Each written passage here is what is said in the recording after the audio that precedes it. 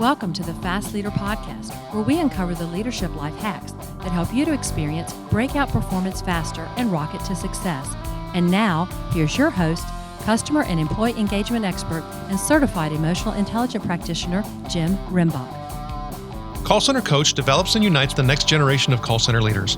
Through our e-learning and community, individuals gain knowledge and skills in the 6 core competencies that is the blueprint that develops high-performing call center leaders. Successful supervisors do not just happen.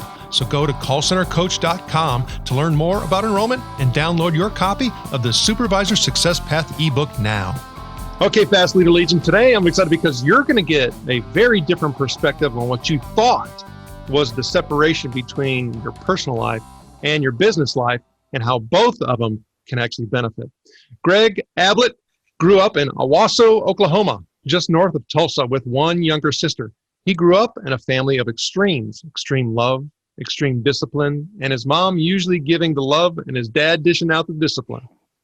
He admires both of these qualities about each of his parents, and looking back now, he feels that he had the best of both worlds, which fully translated into his life and his career. Still, his biggest inspiration and joy today comes from his wife, Melissa, and their 3 children. Greg has an insane appetite for learning with degrees in business and finance, a master's in human behavior, and nearing his PhD in human development. But maybe his favorite study, believe it or not, is barbecue.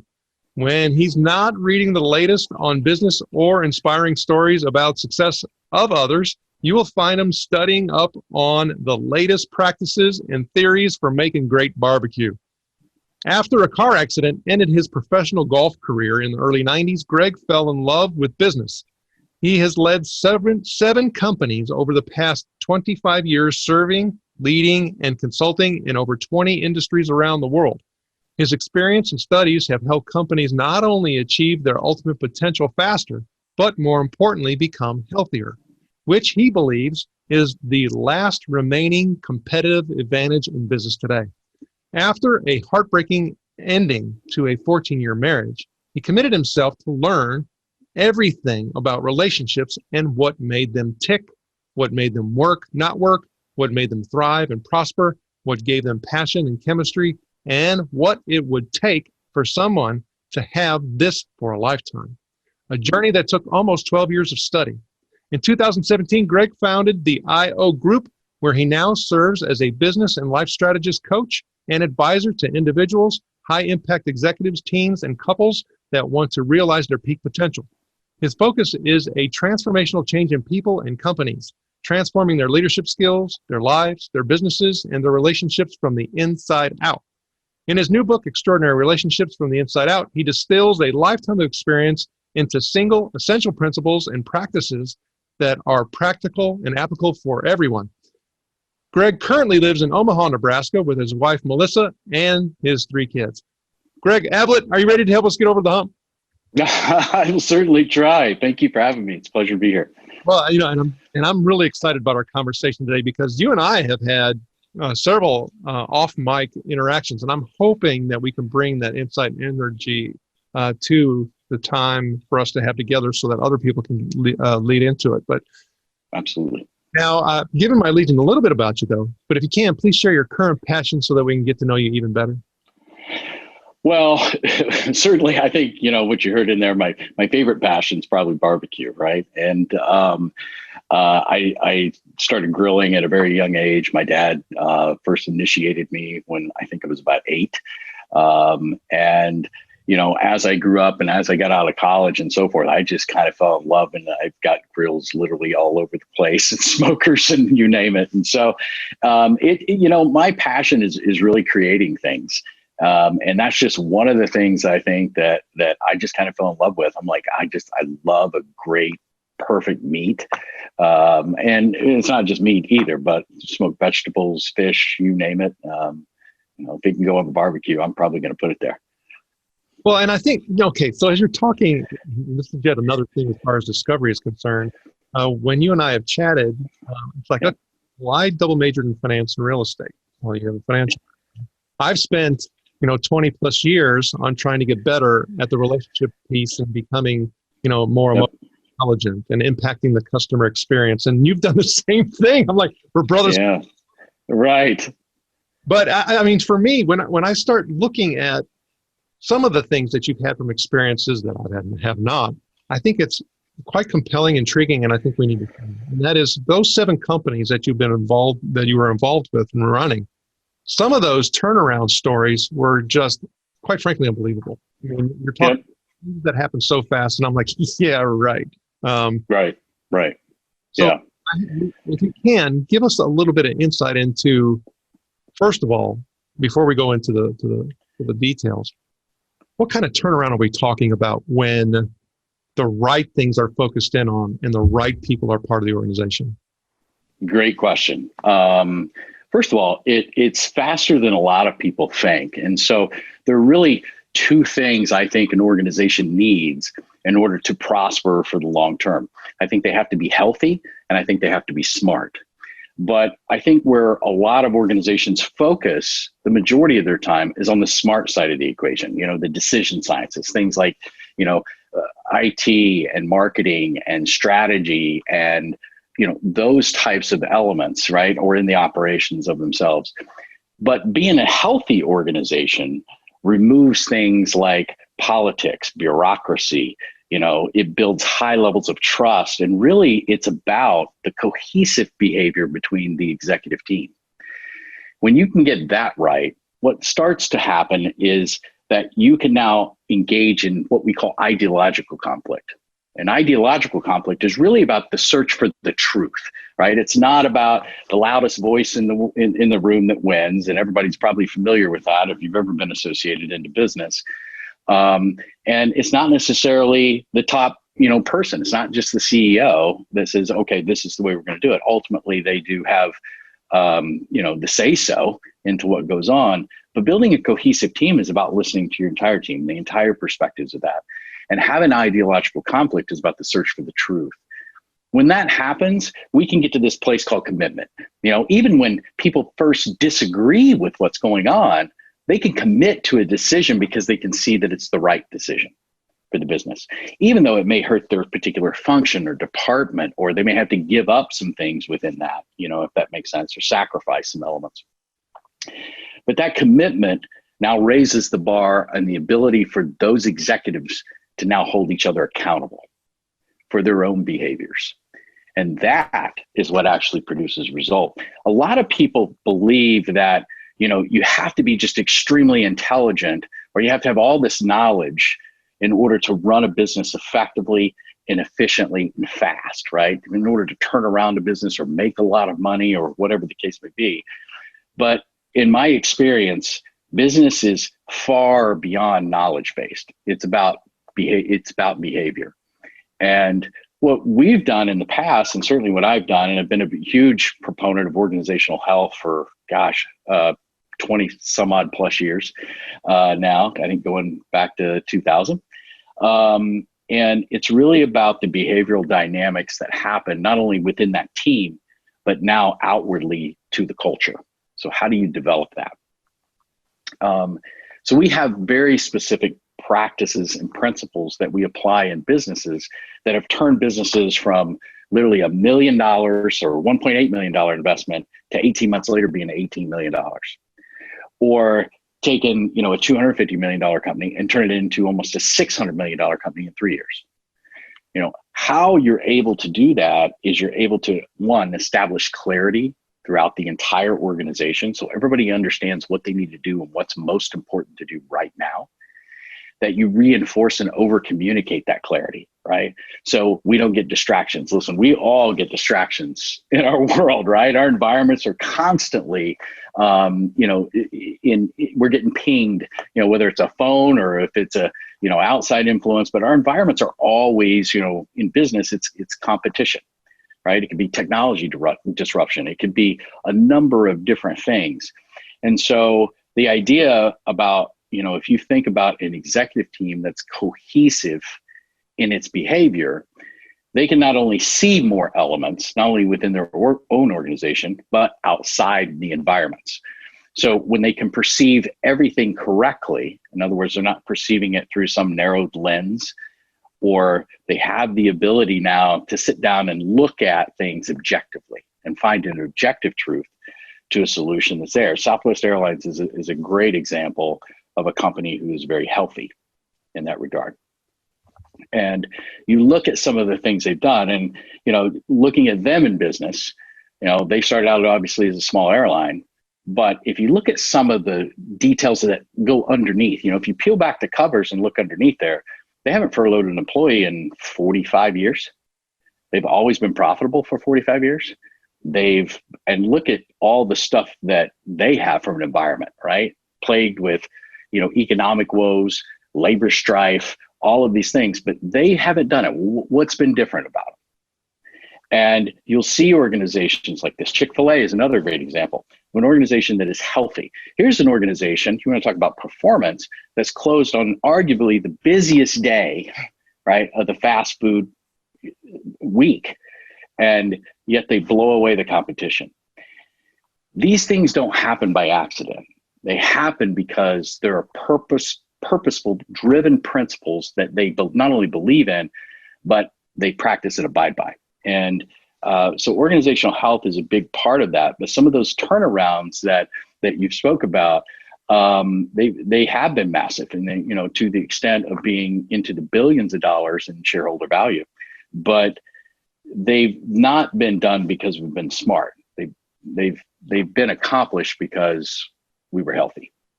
Well, and I think what, you're talking about this whole paradox that you refer to, and the paradox that smart is enough. And then you also talk about, cohesive behavior, and you also talk about ideological conflict. But ultimately, when you start looking at getting to those points, it has to be even more basic and foundational than that. And that's where I think all of the work that you've done around a relationship comes into play. Going even from, a one-on-one, affectionate type of relationship, and then taking it to an organizational customer experience perspective. If you can, kind of walk us through that in the connection, because a lot of people don't see that. I mean, like I said, right. Yeah. I understand that because we've gone to the path, but others right. Yeah, it's really interesting because there is this similarity between all of these things. And, the first one it starts with people, right? And it's the behavior of individuals. And so when you look at relationships, there's a similar type of paradigm that exists in relationships, right? We all get into, let's say we meet somebody and it gets into an intimate relationship. And we think that we understand all the skills and our behavior is good and everything is just going to work perfectly, right? Rarely does it ever work perfectly. I tell people all the time, marriage is really about three things. It's harmony, disharmony, and repair, right? And so but the basis of this is, and I certainly, I don't know about you, Jim, but I never got a manual that said, here's how to have an extraordinary relationship. Right. And we studied it as a kid and we practiced these skills. But what's interesting is people will do this in business, but they won't do this for their relationships. It's kind of interesting. And so the paradigm has been thus far of, hey, let's jump into this and let's just try to treat each other well until somebody, starts to scoot on my beliefs a little bit, saying, no, I don't know if that happens. And we develop these resistances and then it becomes resentment. And then all of a sudden we start to spiral downhill, right? Well, understanding that the number one cause of relationship failure today is emotional aptitude. It's about the behavior, the perceptual and expression aspects of what I'm giving to you and the perception is of what you're giving to me. And that's no different in a relationship, but a relationship, when you look at it, and as we started to really dive down deep into it over 12 years of the study, you really start to come to the conclusion that love's not a place you go to get, it's a place you go to give. And I think a lot of people get into relationships for the aspect to get. And if you're going there to get, you're always going to be disappointed. But I think and I often tell people this, in relationships, and it's the same in business. If you're a leader in business, you don't go there to get something. You go there to give. And the more you give and the more you lean into it, the more you're healthy and understand people and understand how teamwork really works. And that's about understanding your team. Well, it's not dissimilar in relationships. You need to understand your partner, what their needs are, what their driving aspects are, what are the beliefs and associations that they've had in their past, right? All of these things make a huge impact into where you're going to go in the relationship, which is another interesting, I would say paradox. In business, we have these things called vision statements, right? And we say, this is what we want to be. I've yet to meet a couple who says, this is who we're going to be. Certainly anyone that I've coached, this is our vision statement. This is how we want to be. And this is how we're going to behave toward each other. And these are our commitments. Yeah, we stood up and give our vows. But how many of us think about vows or practice vows on a daily basis? And so the idea behind extraordinary relationships from the inside out is about the individual. Like, how do we develop practices that are not only usable, right? Because I don't want stuff that's theory based. I want stuff that's actually proven to work, but it's practical. I can integrate into my everyday life. And it's not just about knowledge. It's something you have to do, right? You've spent a lot of work, as you know, certainly in the psychology world, about EQ, right? And self-awareness. If I give you a book about self-awareness, you look at the book and you'll go, I'm going to read the book about self-awareness. You'll get the concept, but you won't get how to do it until you practice it. And so relationships are no different. And what we've done is we've distilled down to very simple and yet practical ways. And organizational health is exactly the same way. It's very simple, but a lot of people, they have this sophistication bias. They go, no, it's got to be more complicated than that. There can't be, to get those kind of results in business or to have an incredible relationship, it can't be that simple. And I'm here to tell you it is. But it's about behavior. It's not, yes, you have to be armed. Yes, you have to have the skills, but you got to know what to practice. And so this book was based on that element, out of the paradigm that today we just kind of, we come together in a relationship. And then when a crisis happens, we go, hey, let's go see the marriage therapist, or let's go see the marriage counselor, or whatever the case may be. And they try to spend, the next year diving down through this deep woven, web of past history and all of the things to try to figure out where's the disconnect happening. Well, this book was written on this thing to say, how do you avoid that altogether? It was based upon the question of, let's not be reactive about what can I do proactively to change the entire course of where my relationship is. If you just take it today and you move it this much, where's it going to be in 3 years, 4 years, or 5 years, right? But most times today, I hear couples say, we grew apart, or we just outgrew each other, or we stopped being interested in the same things, or I hear a number of different excuses. And it's really not that. I think you can look, to the principles or practices that I put into this book, and you'll go, this is what they weren't doing. It wasn't really about we outgrew each other, or it was we couldn't help each other bring each other along. And we weren't aiming for the same spot. How many couples do you know that have a vision statement that says, this is who we want to be? And so not dissimilar from business, but when you look into business, you can go to the other extreme and say, let's look at customer experience as an example, right? And there's still a relationship between me as the customer and you as the company. And, there are three things I think that us as customers, and when we look at an experience, it really is involved around three things. It has to be functional. So if we're going to a business or we're purchasing a product or whatever the case may be, it has to meet our needs. We want the experience to meet our needs in that sense, and meaning that it was valuable. It was, what we were after. It needs to be accessible, which means it needs to be easy, or needs to be perceivably easy, without a lot of effort. But the third thing that we always judge it on, that we don't necessarily, we come out of the experience with, is the emotional connection. to the company. And I think that's what a lot of companies, when they look at customer experience, they lose that. They lose that aspect.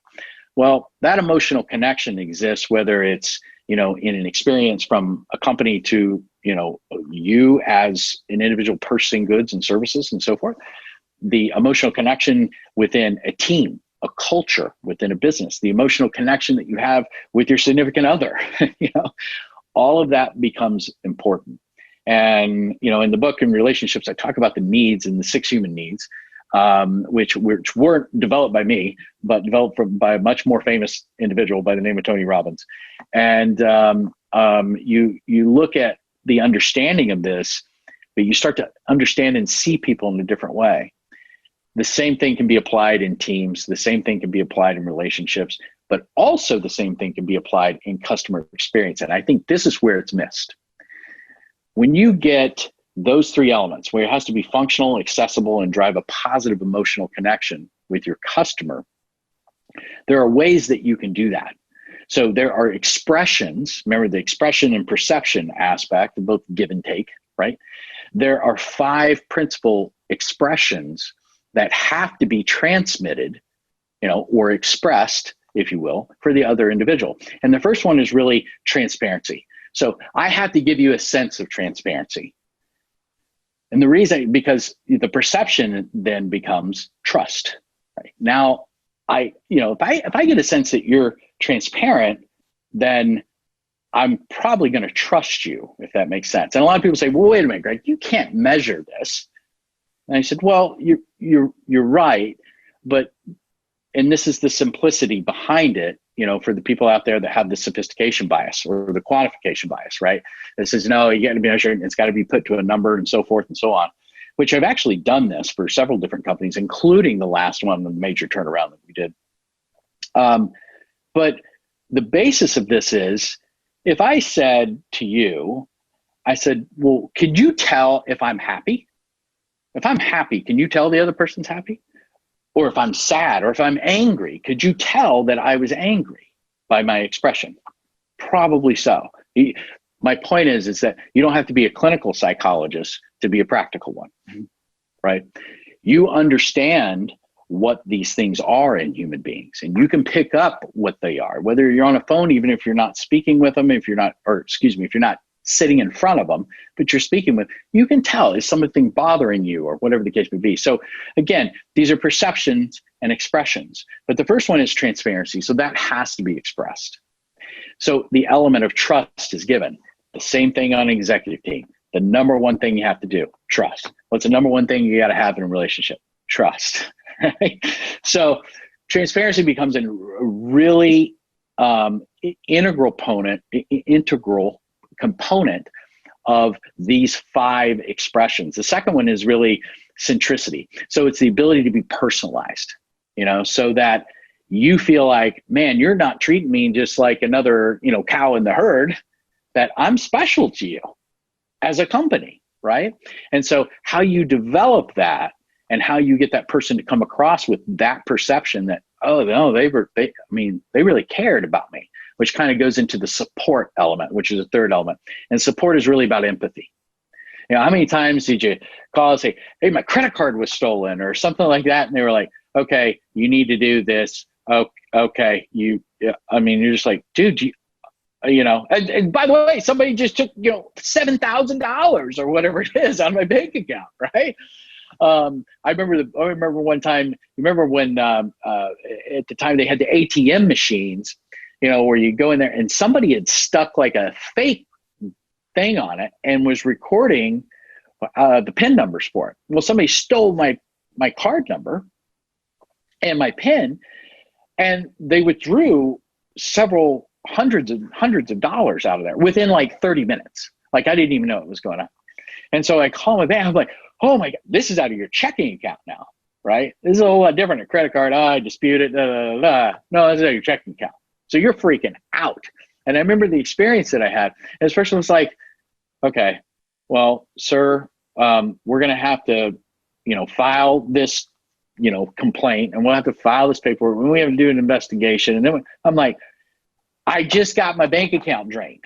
What can we do right now? Right? And they were just unempathetic about the situation. And you think about that, well, now what's your experience as you come away with that, right?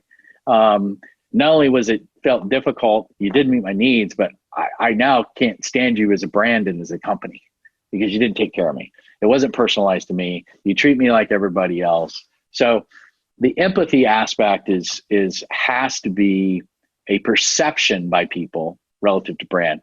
The fourth one is really about service. And service is really about two things. It's about being knowledgeable and being responsive. You know, how many times do you call it and you explain your situation to a customer service rep and they go, oh, well, that's another department. Okay. So you get flipped over to another department and then you change them and they're like, well, really, I don't know. Hold on a second. Let me check with my supervisor. And you're like, this doesn't feel responsive. It's not knowledgeable. Everybody I talk to, right? We all have shared those kinds of experiences.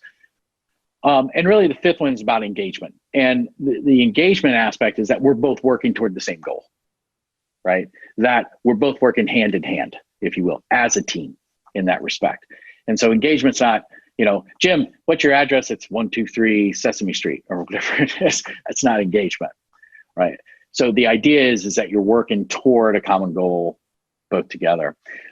Well, when you look at these 5 expressions, there's just different layers of them based on the certain situation. You know, if in a fraud sense, I'm going to have to express much more support, right? And in the aspect that the perception of empathy is going to be there. I'm going to have to express a lot of transparency so that trust is given about that things are going to be taken care of. So there's just different levels of that recipe that you're going to do within every interaction.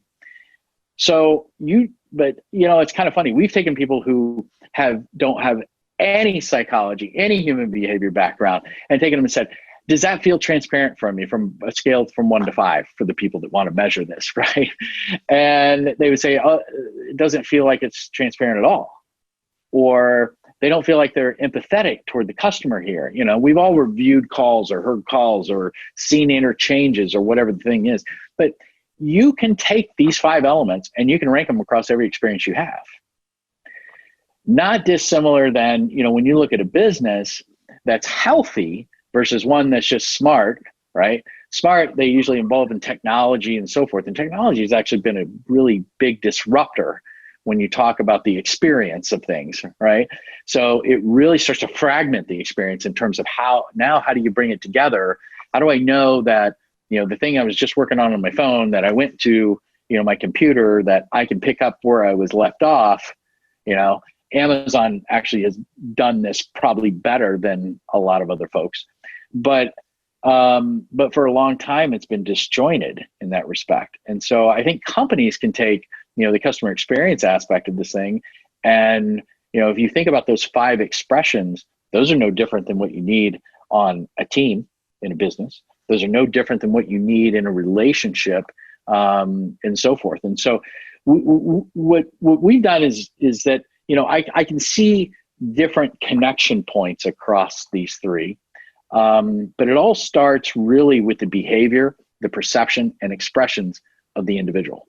Well, and for me, when you started talking about this, I think about this whole development of people who are interacting with customers and, you know, even as a leader interacting with their colleagues or their peers, you know, or, you know, the people who they report to. I mean, there's a whole lot of development and skill development that could happen as a result of using this as your core, you know, as far as, you know, helping people to do these exchanges and to be deliberate and to change, you know, behaviors and to, you know, have others receive that perception of trust. I mean, because it happens internally and externally.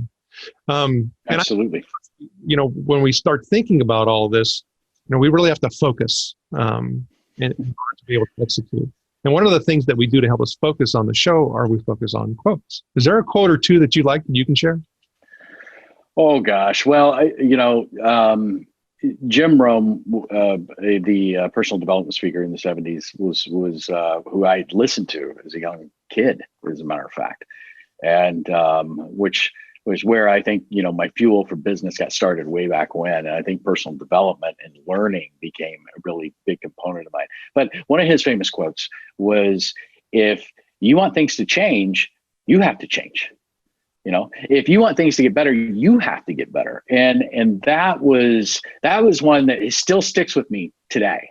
I think I was 5 years old when I heard that quote, and it has always stuck with me throughout, now a whole lot more years, not to age myself too bad, but it certainly stuck with me since that time. And so, but I have a number of different quotes, and certainly you sit out there on Instagram and read a bunch of them, but I sit around and a lot of times and think about, these different aspects of not just life, but relationships and business, and understand where are they similar and where are they different and why, and where could we apply principles and practices in one that would work for another.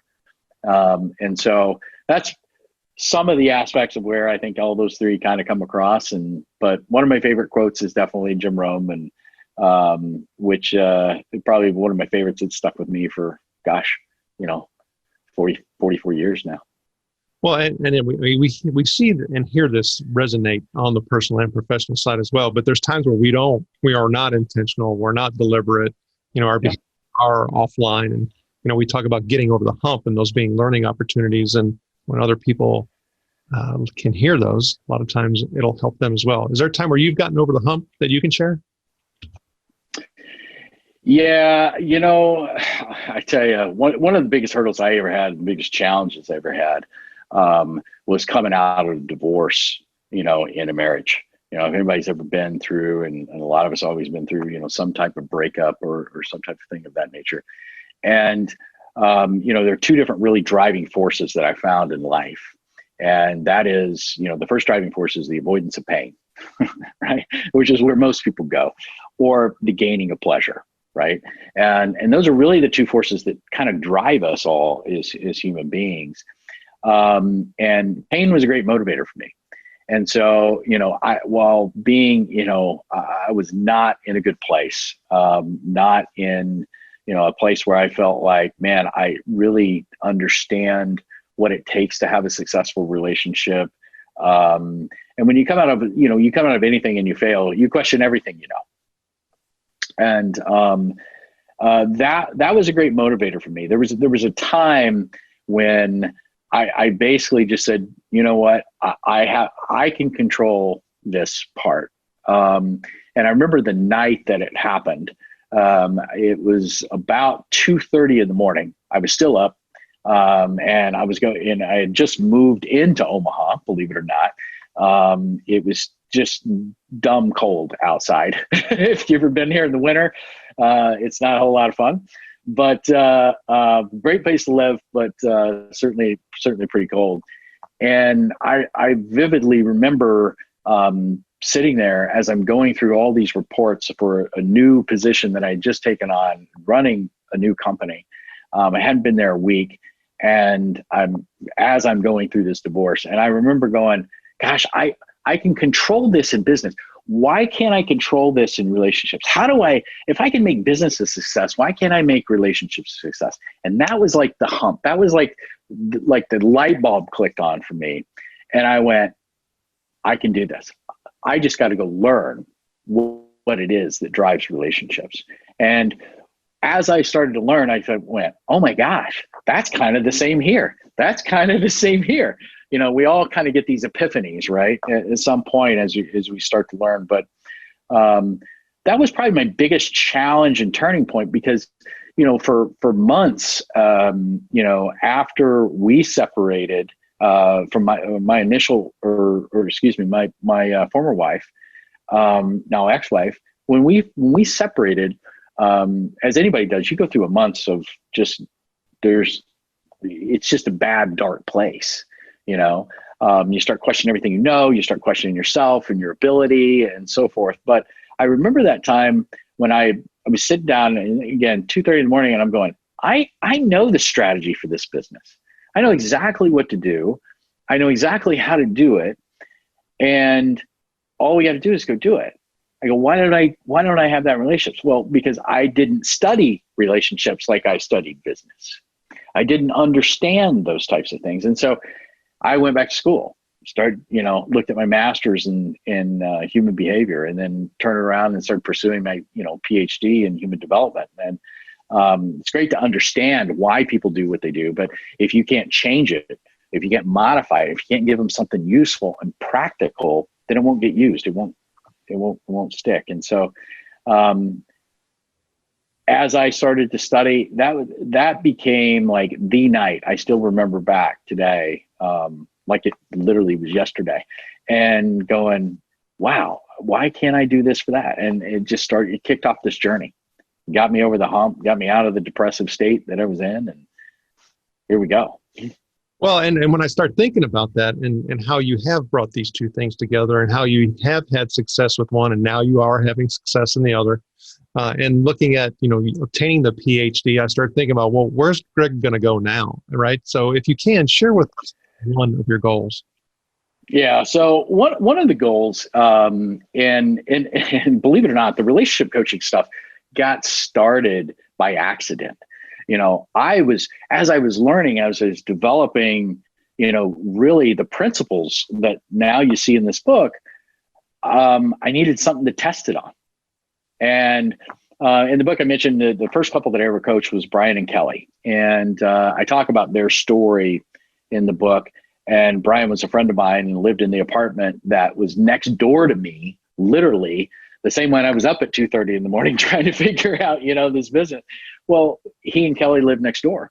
And I tell the story about how they were in this incredible relationship. And years later, we got separated because of business, and I moved away to run some other companies. And before I moved back to take on a multitude of different companies, and Brian and I met up, and then all of a sudden they were getting divorced. And I was like, I had learned all this stuff. I'm like, can I just share with you what I've learned and let's see if it helps. And it turned their relationship around completely. And now they're literally a model couple. And I went, wow, I should probably test this out on others and see if this continues to work. And so they gave me another couple and they referred me. And then I had referrals, kind of coming out, from every sideways. And so for a while, that was the goal, is to help as many people as I could. But my primary goal, I think, in life, as it is pretty much every day, I think my goals really don't change that much. There's probably many goals that I'll have, within that. But my first one is continue to grow every day. Do something to, stand at the front door of your mind and feed it something great. You have the ability to control that. And that's always the goal. And I think, the key is just continue to learn and learn and learn. And at least for me, I have this insatiable appetite for learning, and it makes me feel like I'm growing as an individual. And I think that's the end result, is to feel like, hey, I'm growing, but to do that, I got to put in the work, if that makes sense. And so my goals are always put in the work. Fast Leader Legion wishes you the very best. Now, before we move on, let's get a quick word from our sponsor. An Even Better Place to Work is an easy-to-use solution that gives you a continuous diagnostic on employee engagement, along with integrated activities that will improve employee engagement and leadership skills in everyone. Using this award-winning solution is guaranteed to create motivated, productive, and loyal employees who have great work relationships with their colleagues and your customers. To learn more about An Even Better Place to Work, visit beyondmorale.com/better. Award-winning solution is guaranteed to create motivated, productive, and loyal employees who have great work relationships with their colleagues and your customers.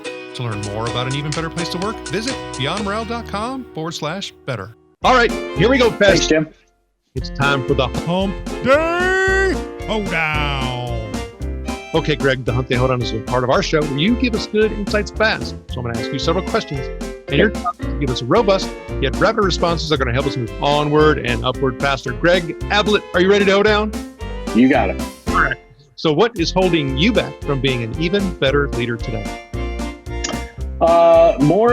The first answer I'm going to give you is time, which is not a really good answer. But the biggest hurdle that I have is probably that I'm harder on myself. It's giving myself permission to be okay. And what is the best leadership advice you've ever received? The best leadership advice would definitely be, I think, developing the skill of both self-awareness in that sense, is probably the best advice that I've ever been given relative to leadership. And what is one of your secrets that you believe contributes to your success? Teamwork. Understanding how to develop and foster teamwork. I don't think anything gets accomplished in business relationships, or even, from a business to an outside consumer, without the idea of teamwork. So I think that's paramount. And what is one of your best tools that you believe helps you in business and life? Oh, best tools. Gosh, there's a lot, Jim. I got to be honest. The best tools, to be honest, is to have the trust, I think, within the relationships that you hold. Whether you sit on an executive team, whether you run a team, whether you're in a relationship with somebody else, or it's the development, I think, of that trust that is, it's the key to really everything in terms of success. It's the starting block. If you can't get there, you won't get anywhere else. And what would be one book you'd recommend to our Legion? And it could be from any genre. Oh, gosh. Well, from a business perspective, I would definitely say pick up a book on organizational health. Pat Lencioni and the Table Group has the book called The Advantage, which is terrific. And there's a whole slew that he has out there on organizational health. From a relationship aspect, boy, it's really going to be tough. Pick up mine. How about that? We're going to do that. And okay, Fast Leader Legion, you can find links to that Lencioni book, as well as a few others, on Greg's show notes page, which you will find at fastleader.net/Greg Ablett. And we also will put a link to Extraordinary Relationships from the Inside Out as well. Okay, Greg, this is my last Hump Day Autumn question. Imagine you're given the opportunity to go back to the age of 25, and you can take the knowledge and skills that you have now back with you, but you can't take it all. You can only. So what skill or piece of knowledge would you take back with you, and why? Great question. And actually, I've thought about that question several different times. And I can honestly say that probably the skill of both self-awareness and self-management, I think the EQ skill would have allowed me to see the world through a different lens. I would have made different decisions upon that.